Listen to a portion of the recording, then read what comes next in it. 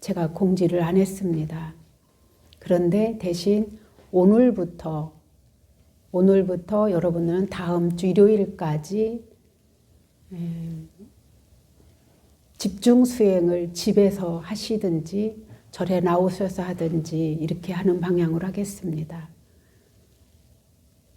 왜 부처님께서 출가하셨는지에 대해서 여러분들이 오늘 좀 저와 깊이 있게 나누는 공부가 됐으면 합니다.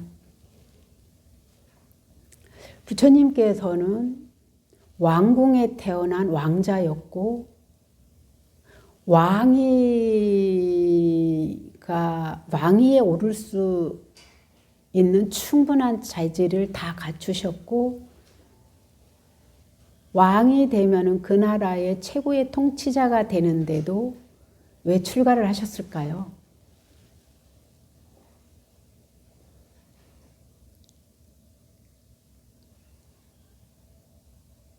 왜 출가를 하셨을까요? 네?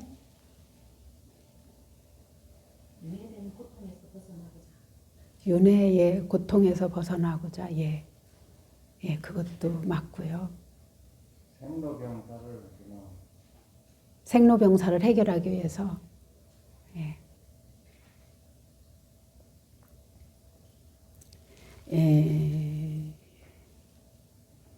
세상의 행복과 불교의 행복은 엄청난 차이가 있어요.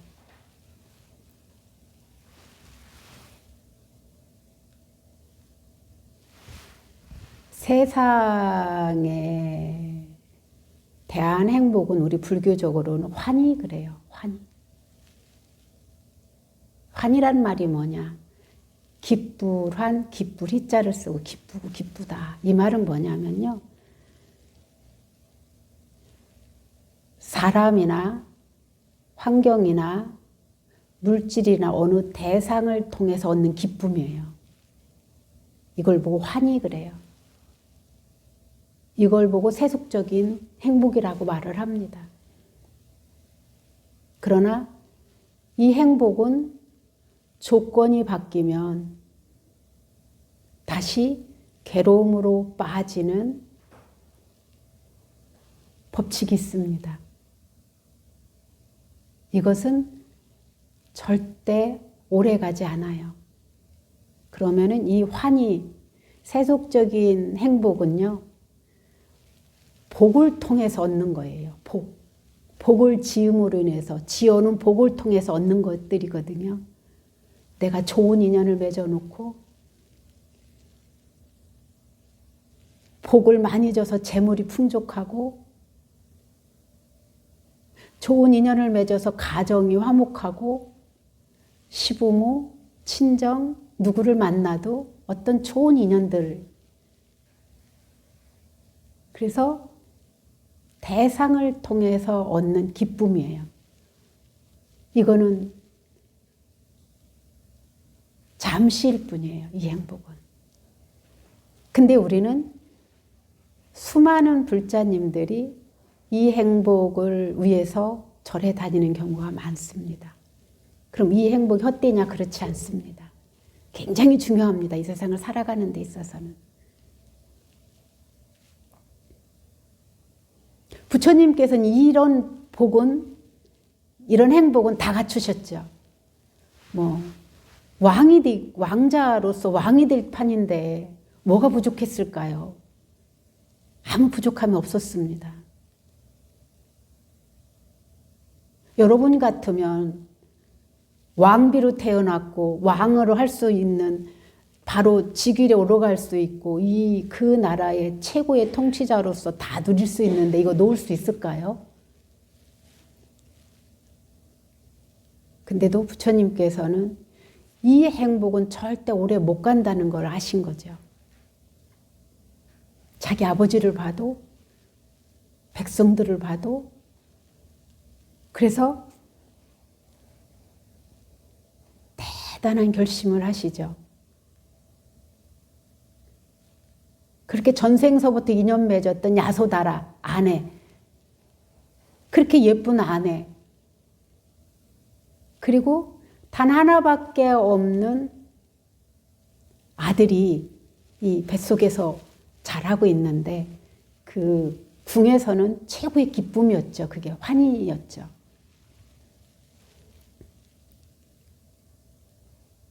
자, 여러분들 한번 그 수많은 복과 남편과 때로는 아내와 자식을 놓고 이렇게 출가할 수 있는 과감한 마음을 낼 때 어떨까요?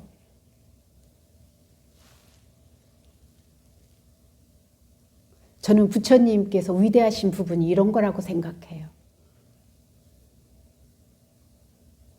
정말로 위대하고 거룩하셨던 행위들이 이 진리의 눈으로 봐서 이게 얼마 못 가고 결국은 이것을 누리면 누릴수록 그에 따르는 고통이 많다는 걸 꿰뚫어 아신 거죠.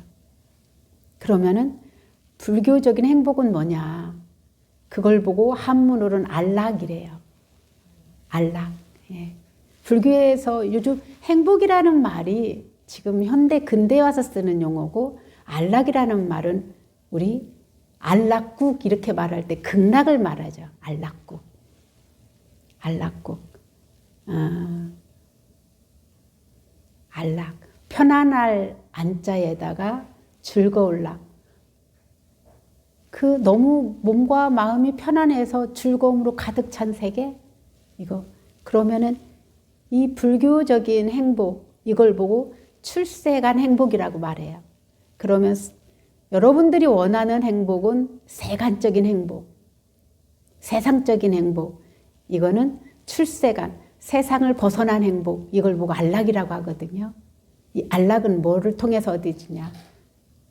세속적인 행복은 어떤 조건에 의해서 이루어진다면, 외부적인 조건이라면 이 안락은요, 내부적인 일입니다. 내부적. 내부적인 일이 뭘까요?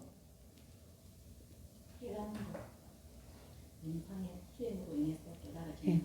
무엇을 바탕으로 깨닫는 거예요? 번뇌망상에서 벗어난 것. 번뇌망상의 거기에 빠지지 않는 것. 번뇌망상 휘둘려지지 않는 것. 이게 안락이에요. 그래서 번뇌망상에 휘둘리는 이상은 이 세속적인 행복을 누릴래야 누릴 수가 없어요. 10년 동안 괴로웠다가 하루 행복해지고 열흘 동안 괴로웠다가 1시간 행복해지고 이러는 거죠. 근데 이 번뇌, 우리의 괴로움의 원인은 다 번뇌거든요.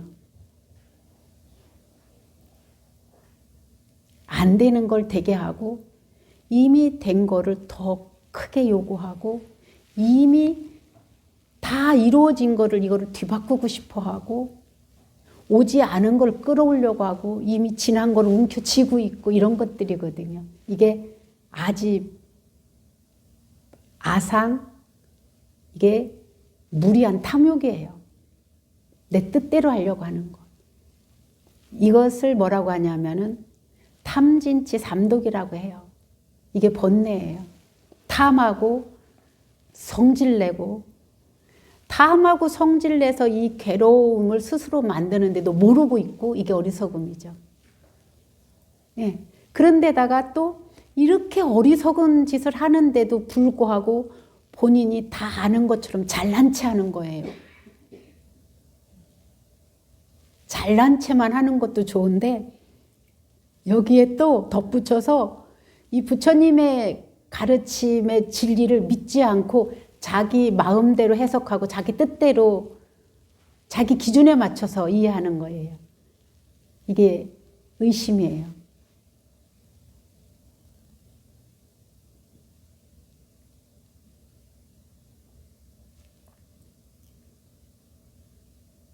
그래서 우리는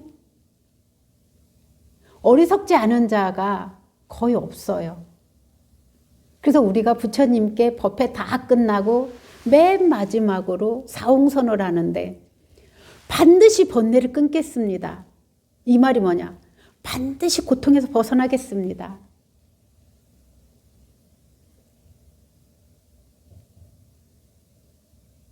그리고 부처님의 가르침을 어떤 경우라도 다 배우겠습니다. 왜? 모르니까, 저지르니까. 알으면 내가 이렇게 함으로 인해서 괴롭고 고통스럽고 남한테 해를 끼치고 나뿐만 괴로운 게 아니라 우리 온 가족이 괴롭다는 걸 알으면 끊을 수 있어야 되거든요. 근데 이게 죽으라고 안 끊어져요. 그래서 수행하는 거예요. 꾸준히.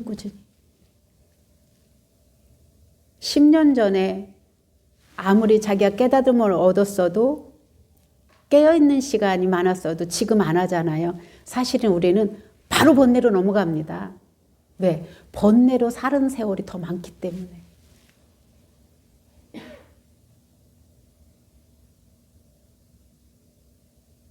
그리고 불도를 다 이루리라. 불도를. 부처님께서 완성하신 그 깨달음을 다 이루리라. 그 깨달음을 이루고 나만 혼자 행복한 게 아니라 나의 복전인 나의 가족, 중생들 이 대상을 나와 같이 행복에 이르도록 건지리라 이거거든요.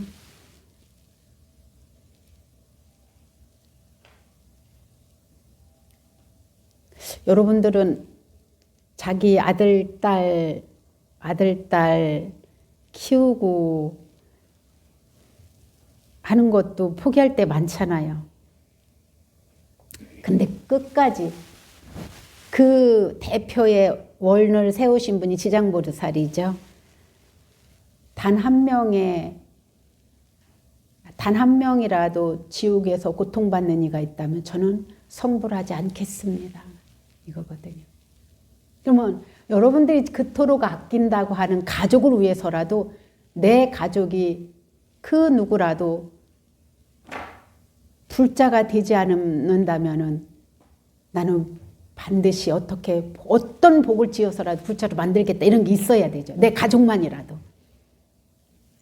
그러기 위해서는 내가 먼저 닦아야죠. 내가 먼저 닦아서 보여주고 어느 집을 보니까요. 그분이 전에 제가 한 23, 4년 전에는 법화경 독송을 3년을 했었어요. 대승불교의 꽃이라고 하는 법화경. 제가 법화경을 굉장히 좋아하는 경전 중에 하나인데요. 전에는 3년 동안 어느 경전을 독송해서 한 일주일이나 열흘 큰 스님, 강사 스님을 모시고 경살림을 해서 휴양하고 이거를 자주 했으니까. 근데 이분이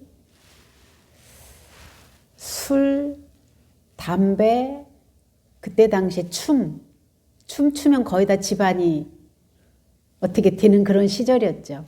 술, 담배, 춤, 사음까지 했었어요. 내 남편 외에 어떤 나를 예쁘게 봐주는. 그거 보면 이 계율이 이게 정말로 참 우리가 일상 평범한 눈으로 보기에는 굉장히 질이 안 좋은 분이라고 여길 수 있었어요. 근데 저는 이분한테 진짜 거의 통사정을 했어요. 3년만 나하고 이 경독송하자. 그러면 내가 반대로 이분한테 조건 걸기를 천일 기도 회양하면 보살님 보고 공양 내라고 하는 게 아니라 내가 보살님한테 100만 원 공양 올리겠습니다.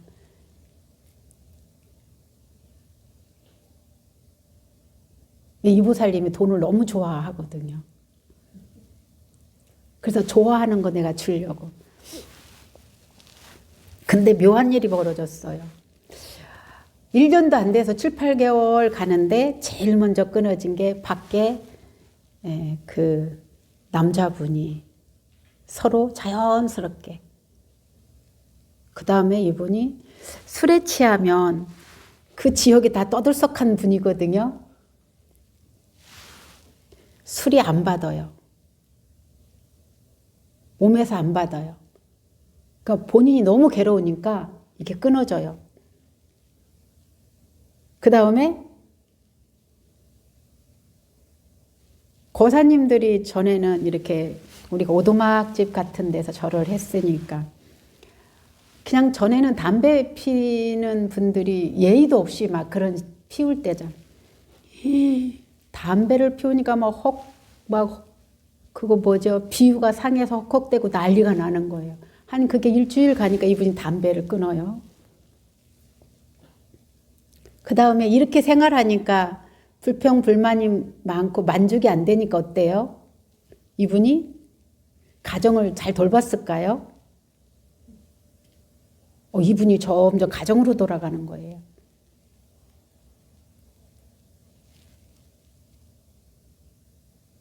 남편이 존경스럽고 아이들이 귀하게 여기기 시작하는 거예요.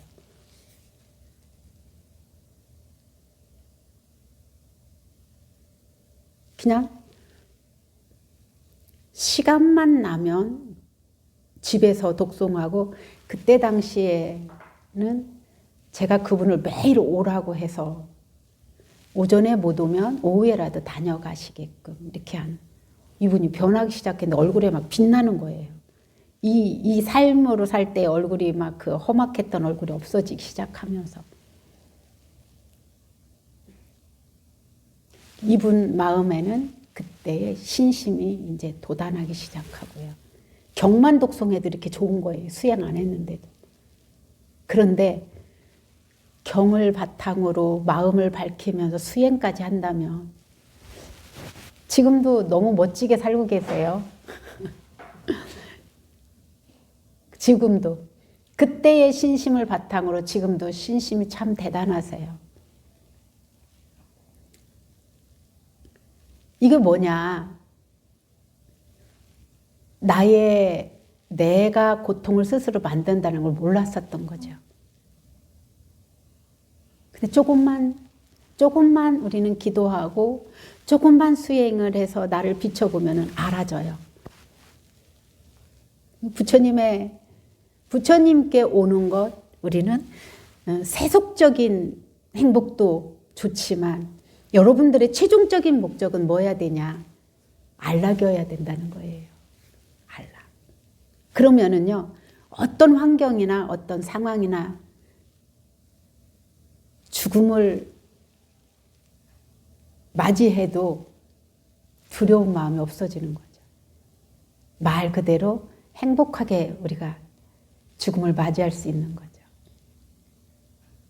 그래서 부처님께서 그 수많은 외부의 조건을 다 놓고 가셔서 도업을 이루고 오셔서 자기 부모님을 자기 아내와 아들마저도 온전한 행복한 길로 갈 수 있게 안내를 하게 됐고 그렇게 갔고요. 이런 것입니다. 그래서 금생의 행복은요. 이 행복은요. 지고 쓰면 없어지거든요. 그래서 계속 져야 돼요. 근데도 계속 괴로우면 안 끊어져요. 근데 출세간의 행복, 불교의 궁극적인 행복은 궁극적이라는 건 매중 최종적이라는 거죠. 최종적인 행복은 뭐냐? 안락이다. 이걸 보고 요즘 표현하는 게 온전한 행복. 제가 이렇게 표현을 합니다. 온전한 행복. 변하지 않는 행복. 그래서 오늘은 제가 실장님한테 백지를 주십시오. 왜? 바탕이 있는 만다를 하지 말고 오늘은 나의 원은 무엇인지, 내가 정말로 추구하는 삶의 방향은 어떤 것인지, 내가 이루고자 하는 행복은 어떤 것인지 한번 돌아보는 시간이었으면 좋겠습니다. 그래서 잘하려고 하지 않아도 돼요. 동그라미 하나만 그려서 색칠해도 되고요. 동그라미 하나에 나눠서 색칠해도 되고요. 내 마음에 꽃 한 송이, 낙엽 하나라도 좋아요. 한번 정말로 나의 행복을 어디로, 무엇으로 채우고 싶은지, 나의 삶의 행복의 길은 어떤 것을 나는 가고 싶은지 한번 새겨보는, 또 마음에 새기는 그런 만다라 시간이었으면 합니다. 그래서 바탕이 있는 만다라는 다 접으시고 한번 여러분들의 마음의 세계를 한번 표현해 보시기 바랍니다.